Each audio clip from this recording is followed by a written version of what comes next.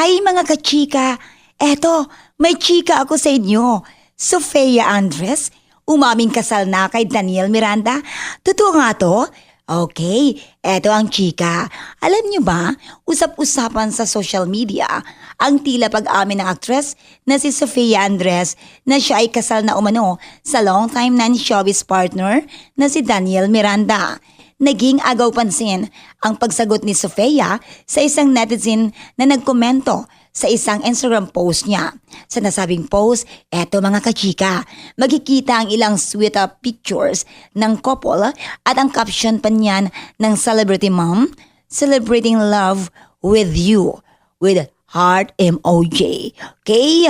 Unang bubungad sa comment section ang wish ng isang fan, ang sabi ay, sana pakasalan ka na because you deserve it to married in church.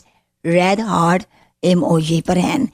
At alam niyo ba mga kachika, dahil dyan maraming netizens ang nag-react at nagpahayag ng iba't ibang reaction. Narito din ang ilan sa mga nabasan. You are so guys, church wed or not? No? Mga netizens ang nag-react. Okay, may mga smiling emojis pa, heart emoji, okay, raised hands emoji, at iba't iba pang mga reaction. Let's mind our own business na lang po. Yun, decision nila kung ano man o heart emoji na naman.